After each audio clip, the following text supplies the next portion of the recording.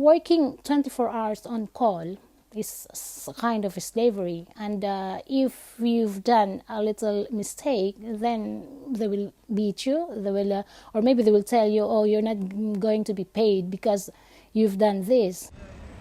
Every year, around 15,000 migrant domestic workers come to the UK with their employer. We have found that many of them are subject to high levels of abuse that constitutes forced labour. The paradox here is that the employers are often extremely wealthy families staying or living in London's most expensive neighbourhoods, and yet they would pay their domestic workers a pittance or not pay them at all.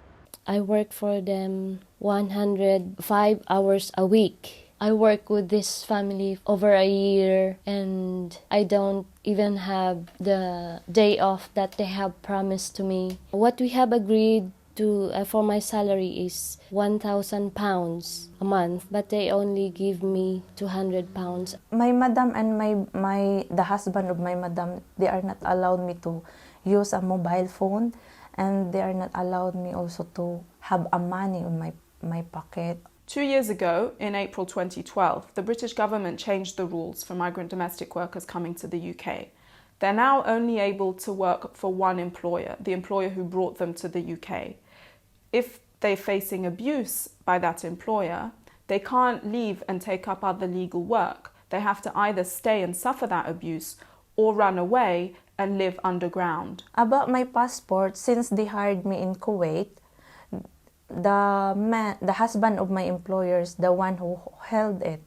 Then until we came in the Saudi Arabia, I never saw it. Then when we came here also in UK, I never saw it. I wasn't actually allowed to go out on my own because they were afraid, they were scared of me, of running away. So every time we went out, every time we were in the park, every time we are in a restaurant, my lady boss stayed behind me. Employers already have a lot of power over their domestic worker because they know how desperate they are to provide for their family back home. Under this system, they have even more power because they know that if they're not happy with their conditions, their worker can't leave. Domestic workers come to Kellyanne as the first place they've been for advice.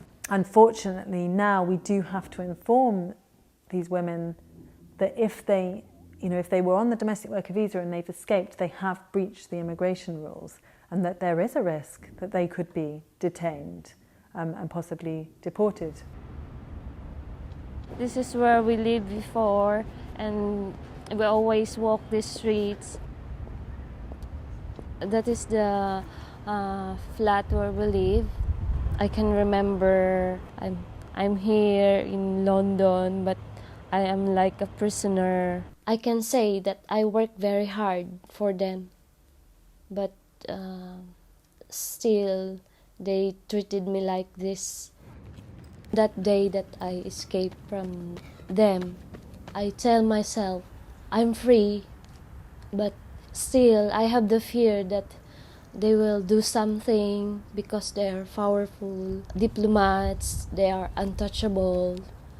The most important thing the British government can do today for migrant domestic workers is to allow them once again to change employer while they're in the UK.